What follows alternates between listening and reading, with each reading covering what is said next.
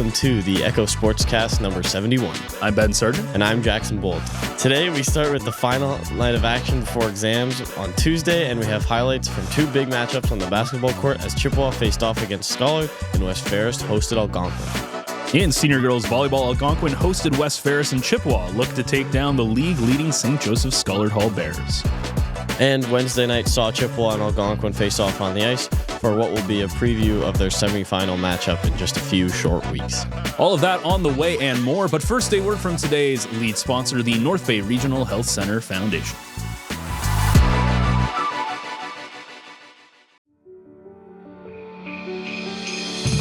We often talk about the rhythm of life in North Bay.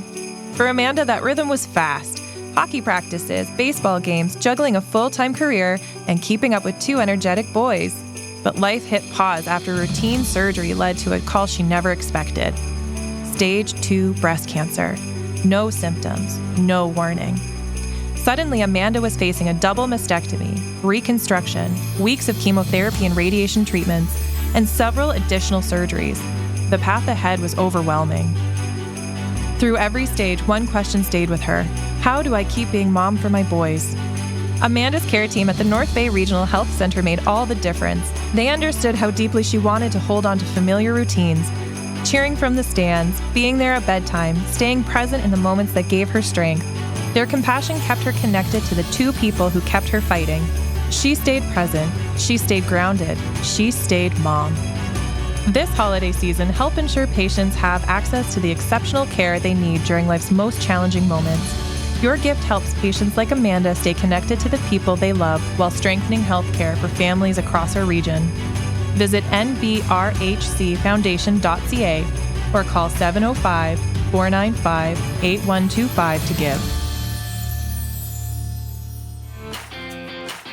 Tuesday night saw two big matchups in senior boys basketball as the top three teams were all in action and only 1 week of games left in the regular season to try to figure out who's going where. Scholar hosted Chippewa, and the Ravens are looking strong this season, eyeing the NDA title potentially, as in the second quarter they started to pull away from the Bears. They scored 10 unanswered points, and they would go on to win 77-51. Cooper Jackson led the way in scoring for the Ravens with 23 points. Across town, West Ferris hosted Algonquin, a rematch of their game earlier this month where the Trojans beat the Barons at Algonquin. And it was a very tight game. The Trojans were leading after halftime, but the Barons were keeping the score tight, but ultimately it was West Ferris who gave Algonquin only their second loss of the season with a 67-60 victory. And that victory means Ferris locks up first place for the regular season. So the regular season coming, like there's exams this week, and then one last game. I think Ferris plays Franco, and then I should have looked ahead. I don't know who Chippewa and Algonquin play. Maybe each other. We'll find out. He's got the schedule right there. Yeah, each other. Oh, that's going to be a big matchup because they both are on points with each other in terms of the standings. So that means that's going to be a huge second, third place point. I don't know who holds the tiebreaker there. I think we're gonna see. I believe Chippewa has more points for right now. I guess it doesn't really matter, right? Because one team has to win. Yeah. One team has to lose. So that'll be a very interesting end because exams are happening this week, which means no NDA sports next week. They come back the following week. So we'll do a little bit of a playoff preview going into the final games next week. But I'm going to be honest. So I went when I was at Ferris, so I saw the Chippewa Scholar game at Scholar, and it was good, but Chippewa definitely, there was just a point in that second quarter where they just kept stealing the ball off of Scholar. And I do think that Chippewa is going to give Algonquin a run for the money as kind of the runner-up to who will face, assuming everything goes right, who will face Ferris in the finals, assuming things happen the way they should. First of all, a Chippewa-Algonquin semifinal would be amazing if it happened. Yeah. And but anyways, when I went to Ferris has like the best basketball setup to watch because they have the longer gym. They add the extra stands at the end where normally they would have it blocked off. And on top of that, they also announce the scores when people score. Well, that's a nice touch. Yeah. That's cool for high school basketball. Yeah, so like somebody will score and they have, I think it was Robertson who was doing it. because I saw him because they kind of have the wherever they hold the stuff, where they have the scoring table and then they have the stuff in the back. I think he was back there calling the names and stuff. So I thought that was a neat touch, and it just added to the atmosphere. Yeah, and he did it for both teams or just the one? Both teams, yeah. Perfect. There was definitely a little bit more gumption for the Trojans, but that's how announcing works when you're at home. And there's just something about watching the Trojans play basketball. Like it is an atmosphere.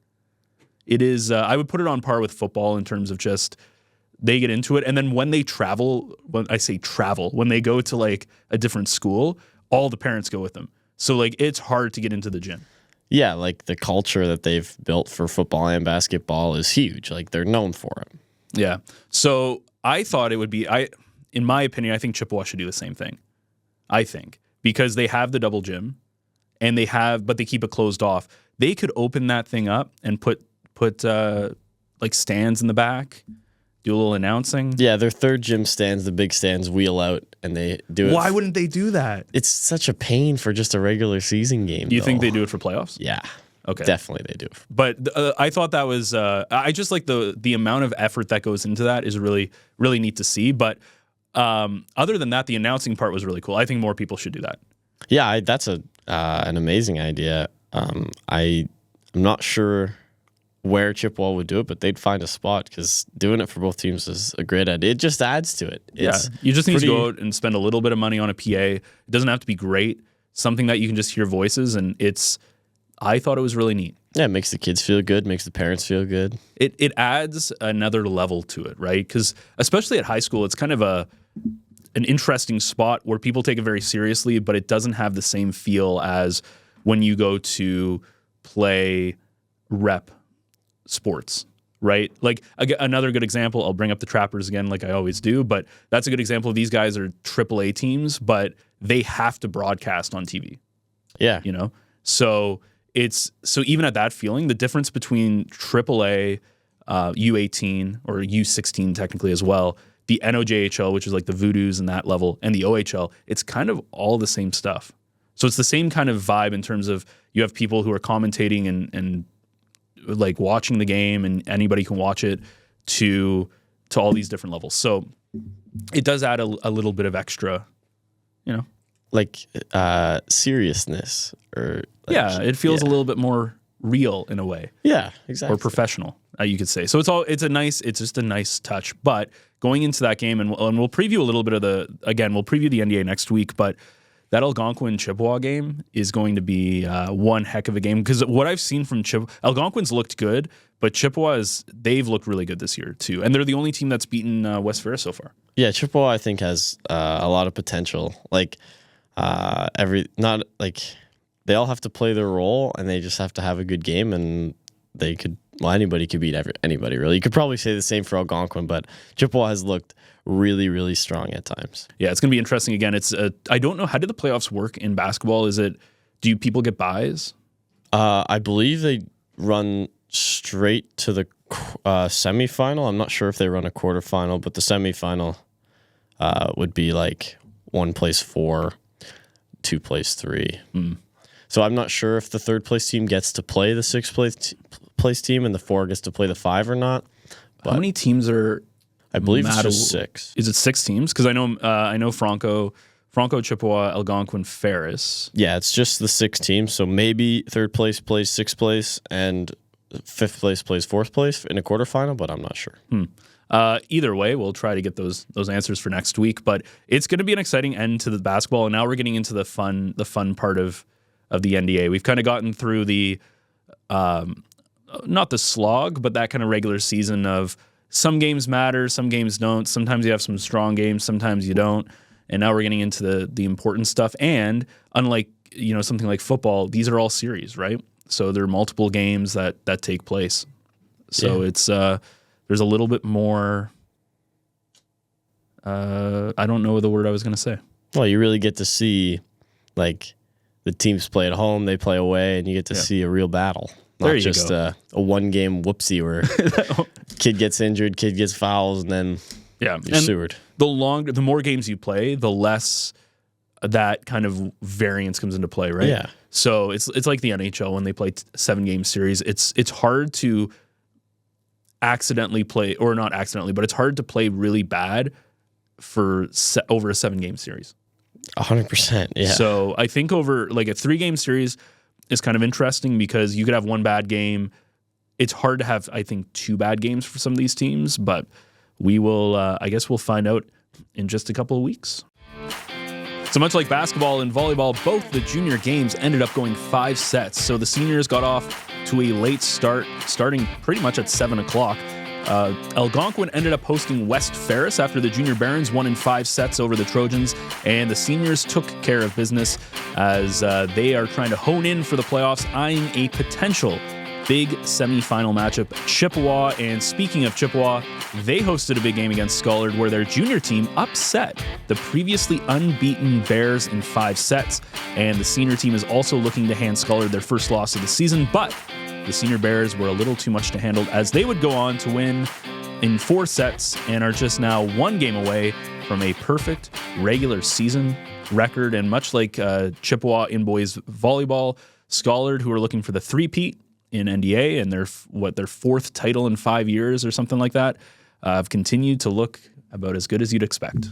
Just pure dominance, really. Yeah. Like I don't watch a ton of girls volleyball, admittedly, but I assume it's just they just run the system far better than anybody else. Like they lose a set here or there, but who cares, really? Like I remember going into the holiday break, we had the how many sets people lost, and I think at that time Chippewa was the only one to hand them losses in sets, which is actually, I don't even know if Chippewa's boys team could like say that. No, you got to play perfect, and if you have a deep bench, like some of those kids don't play probably, like.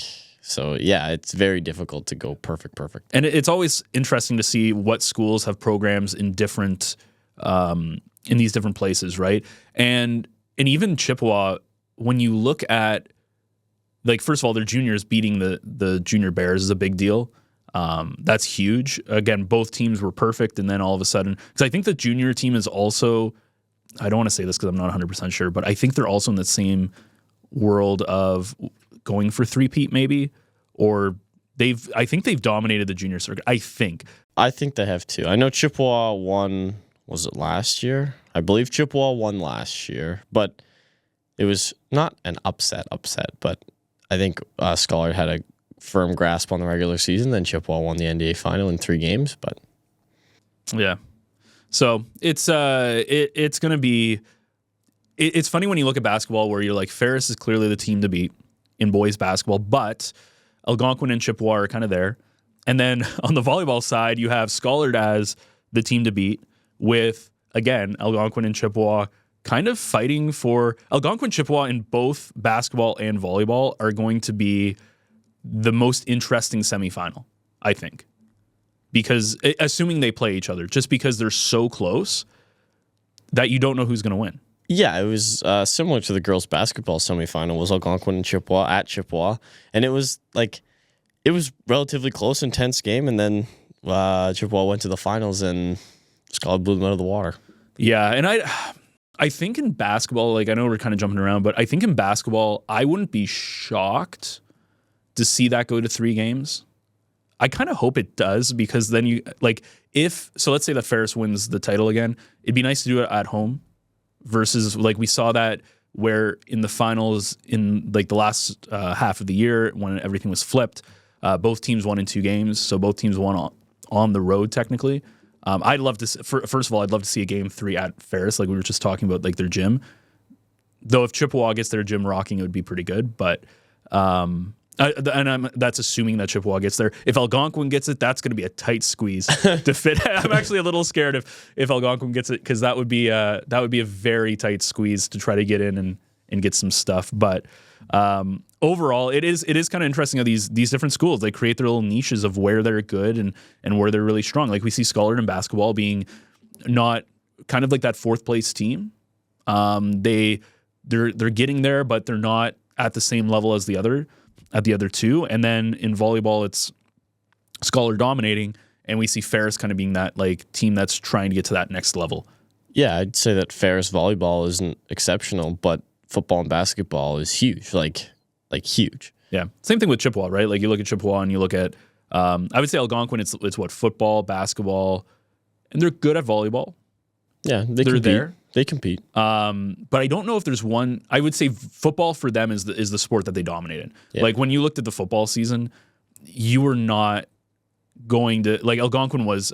I honestly think if Dane wasn't injured in week 1, I don't think Ferris would have won that game.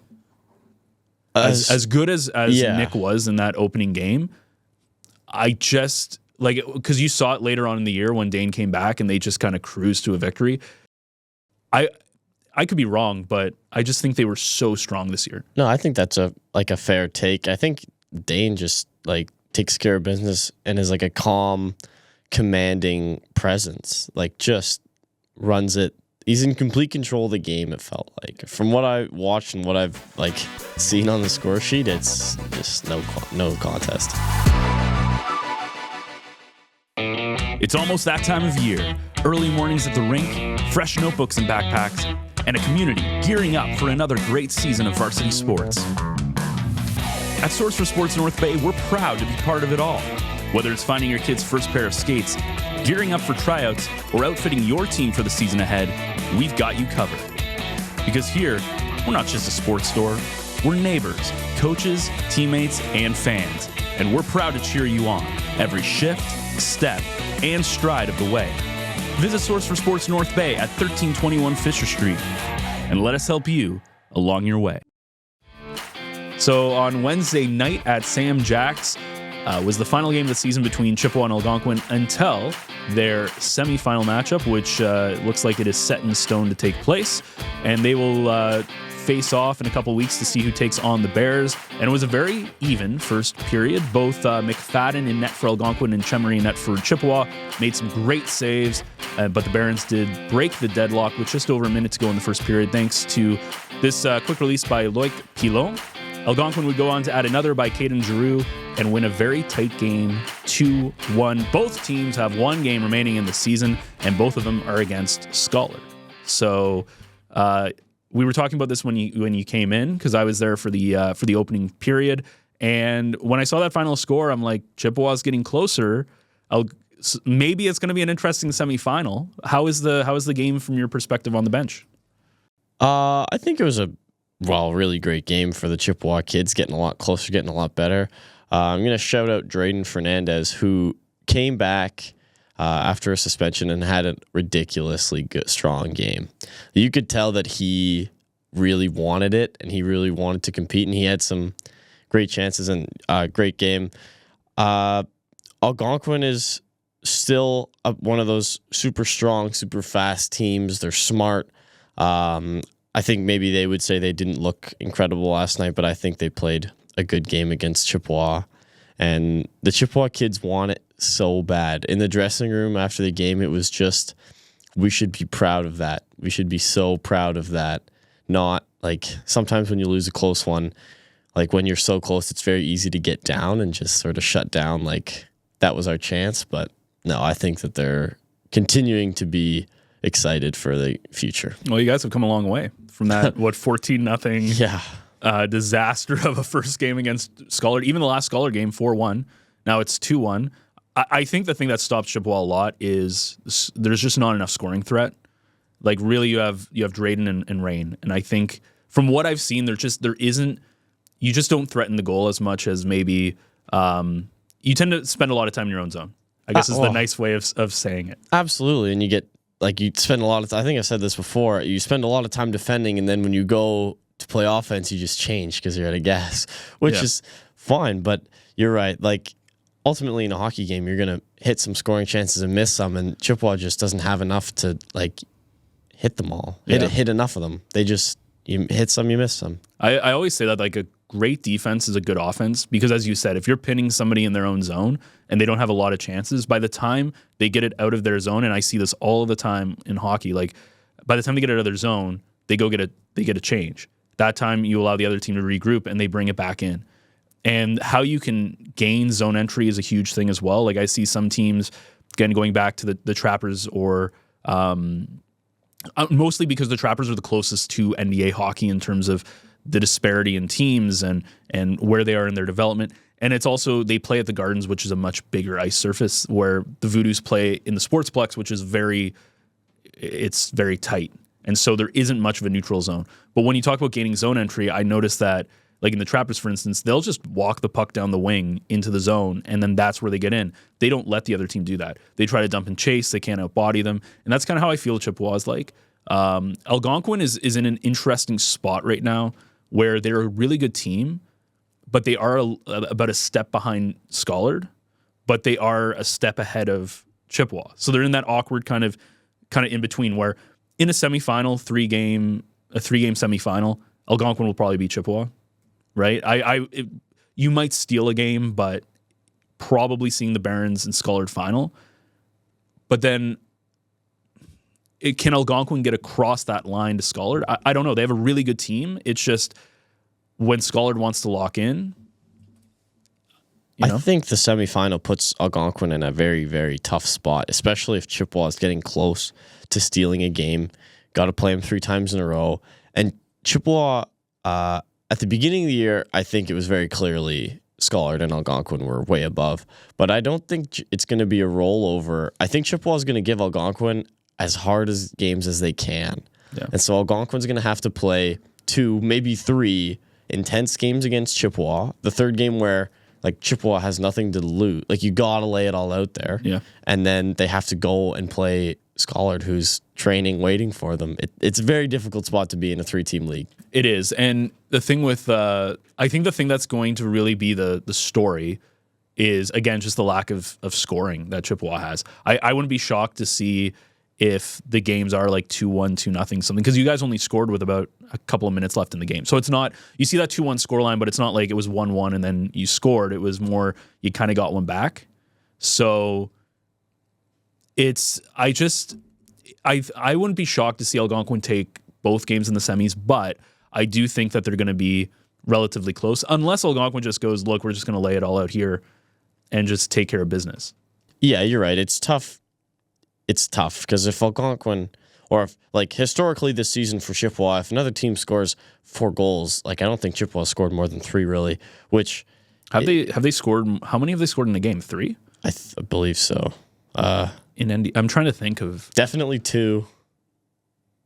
Definitely 2, maybe 3. But I just mean like once 1 or 2 more of those shots goes in, you got to push really, really hard if you're Chippewa. And they've been leaning a lot on goaltending. Like Chemery's been really good, especially later on in the season.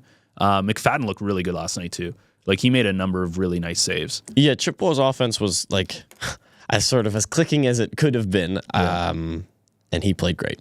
I don't know who the Bears goalie is. It's Brennan Bertoncello. Okay. Bertoncello. I kind of feel bad for him because I feel like he doesn't get a lot of action. I haven't seen a lot of Algonquin because it feels like Chippewa Scholar. It feels like Chippewa's played every week at this point. Because I think Algonquin and Scholar, they've played a couple of Saturday night games, but it feels like early on in the season they played each other a lot, and now it's been like every week that I go there, it's like Chippewa playing someone. So I don't know who put the schedule together, but I'm gonna throw him under the bus here. I was talking to Tantan before the game, and I go, "Oh, you came to watch Chippewa get their first win. That's nice." And he goes, "I thought it was a Scholar game." I'm gonna be honest. I'm only here because we thought it was Algonquin Scholar, and I was like, "All right, well." That's fair. Did he say for the game? Yeah, he did. He got I didn't see him there. I see him all the time at the Voodoo's game or the because he's always in between the benches and stuff.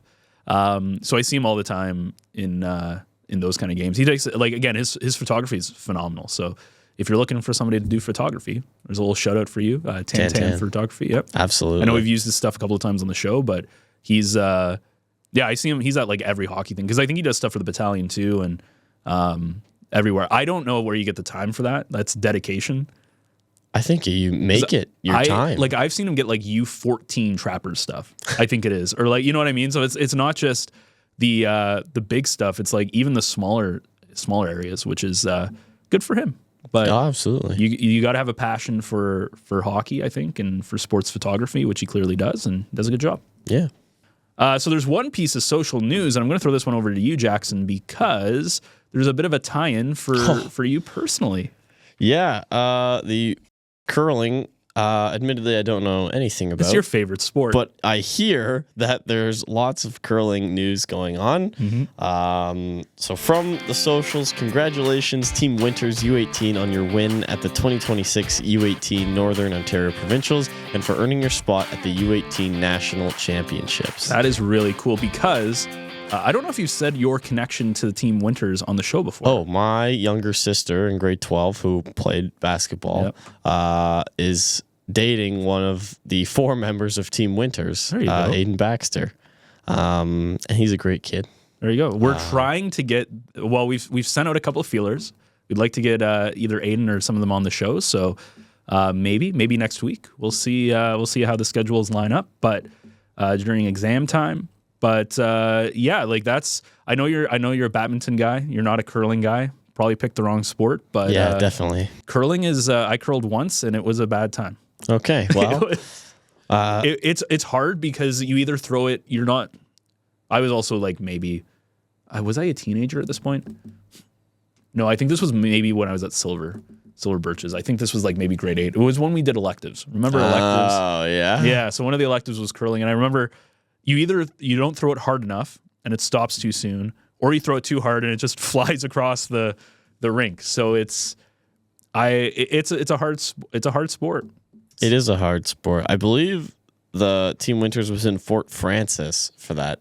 Where is that? Is that Alberta? No, pretty close. It's like in Ontario still, but it was like way, way up Thunder Bay. Like okay. Like way, way, way so up close there. to Manitoba border and Yeah. that kind of area. Well, that would make sense because they played in the Northern Ontario Provincial. Yeah, and then the Nationals is in Timmins this year, and last year it was like PI or something ridiculous. Oh, so that's got to be big for Timmins then. Yeah, Timmins is a lot better. Oh, I didn't know that they were a curling capital or something that would pick up. Good for them. Yeah, that's awesome. Absolutely. But I think they're fired up. They play a lot. They play a lot of big tournaments. They play in the men's division sometimes. Like we're talking about passion for sports photography. They have a passion for those rocks. For those rocks. And they're going to Timmins, which their hockey team is the Timmins Rocks. So, well, exactly. Fun fact, they had a 21-game win streak that got snapped by Powassan a couple days ago. So that was kind of a cool little tie into hockey and rocks. And good for Powassan. Sometimes my sister will come home and talk about like the different ends and the hammer, and I'm like, okay, wait a minute, slow down. So you don't even know it. You don't know what any of that means? No, I call them innings because that's what they should be called. No, and I don't know what ends. The hammer is. So. The hammer. Okay, I'm going to give you a little, and I don't even know that much about. My mom loves curling. Okay. So I come from a family of people who loved. My grandmother used to curl all the time. It was like a big deal. Okay, a quick little educational lesson, and you can correct me in the comments if I get some of this stuff wrong. An end is an inning. Or what you consider an inning. Okay. That's what an end is. And each one, it's like hockey baseball, where like you kind of get a chance to bat and a chance to sweep. No, a chance to bat and you get, and then whoever scores, you both, okay, now I have to get my head into curling. You both get to throw your rocks, and then whoever has the most points, that's what happens, right? So it's not like you kind of do it all at the same time. But it's kind of like baseball where there's sections that happen. And the hammer is the person who gets to go last. Oh, okay. So you have an advantage because you get to throw last.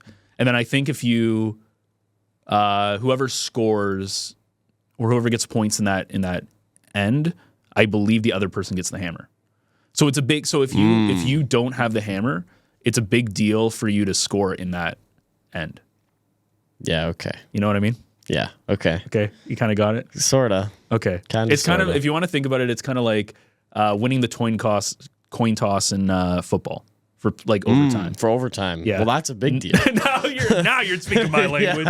Yeah. Where it's like you get to go first, so you have a clear advantage. It's kind of like that. Okay. Anyway, so we'll have to have them on, and then they can explain the game of curling to you. I would love that. I don't know how you know nothing about it, but your sister is dating a curler. She's enveloped in it. She watches it all the time. Well, there you go. Maybe you should watch it. It's not that bad. It's actually interesting to watch. Okay. But I wonder if they're going to be going to looking at getting potentially into the Briars and stuff, like the future, like the big times. I could see it. That'd be nice. I think they've played in a couple of tournaments, haven't they? That have been tied to like associated or sponsored or whatever. Yeah. I think so. Because I think it's like golf or whatever, where you have to like win certain tournaments to qualify for other tournaments and stuff. Gain points and qualify and all that. Yeah. Well, that's neat. Let's jump on over to post-secondary.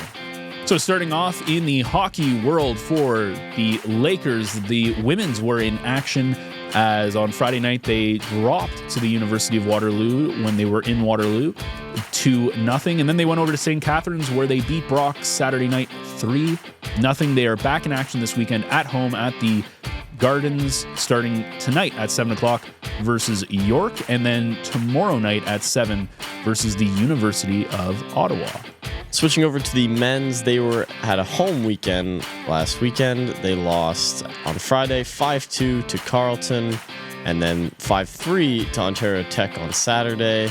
And then they're also in action this week. They go back to Quebec for their road trip. They play Université du Québec à Trois-Rivières tonight at 7, and tomorrow they play McGill at 3 o'clock. So in women's basketball, they actually had a pretty good weekend at home. Against Algoma, they picked up a huge 71-35 victory. And then on Saturday, they played McMaster and they dropped a tight 90-82 contest. They are on the road and only one game on the docket tonight at 6 o'clock all the way in Thunder Bay when they play Lakehead. Looking over at the men's, a very successful weekend at home. On Friday, they also played Algoma and beat them 81-72. And then on Saturday, they played McMaster and beat them 77-70. Similar to the women's, the men only have one game in Thunder Bay against Lakehead tonight at 8 o'clock. And over on the volleyball courts, they were on the road in Hamilton as they went to face McMaster on Friday and Saturday. The women's lost both those games 3-1 on Friday and then straight sets on Saturday. They are back at home starting tonight at 6 o'clock when they face Trent University up at the Nipissing campus. And then Saturday at 2 o'clock, they face Trent again. On the men's side of things, down in Hamilton against McMaster on Friday, they lost a close 5-set match and then bounced back on Saturday, beating them in 4. This weekend, they're at home, much like the women. Tonight, they play Trent at 8 o'clock and tomorrow at 4 o'clock. And then in Panther men's basketball, they have just the one game on Saturday that I wasn't able to get to that I was hoping to.